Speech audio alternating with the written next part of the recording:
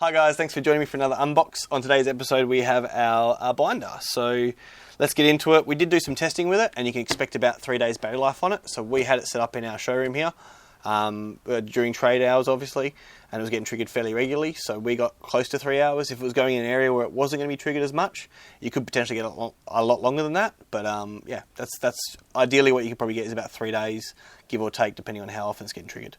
Let's go ahead, open the box, and I'll show you what comes included with it. So here we have said binder. We're going to open it up and I'm going to go through everything that comes included with it. So we have our micro SD to USB adapter, so you can download the footage to your computer, or we have a sticker. I'll leave that till the end. We also have a micro USB charge cable, our reset tool, our manual, and we have our sticker warning CCTV in operation, just in case you want to warn perpetrators about it. We also have some hastily placed in there pages in case you want to keep notes. They are university ruled, as you can see, so as long as you can stay within the lines you should be able to use them. On the inside of the unit we have all our ports. So we have our micro SD card port, we have our USB port, we have our power button and motion detection button, along with our audio on-off switch. So we'll just switch that to on for now. What I'll do is I'll get you guys to join me on the other side. I'll show you where the memory card goes, plug it in, turn it on, and activate motion detection for you. And then we'll get into some demo footage and some stock footage that we've got for you. Thanks for joining us. Come join me on the other side and we'll keep it going. Alright guys, so here we are with our binder. What we're going to go ahead and do is I'm going to turn it around this way so you guys can see all the little connection points.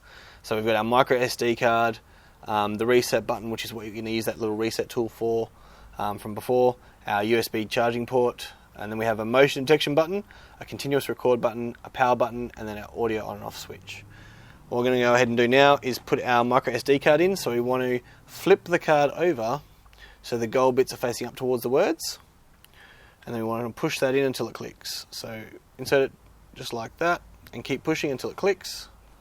Get nice and slow on there until it goes click, like that. Then what we want to go ahead and do is press our power button. So we'll press power and the little blue lights will come on. And now to set up for motion detection, it's only one other button. So we just press MD there, and the little red light comes on, and then it turns off. So now we can set this up on our shelf. The little lens is just there, so you can set it up on a shelf. You've got a night PIR sensor down here, so we'll do night vision as well.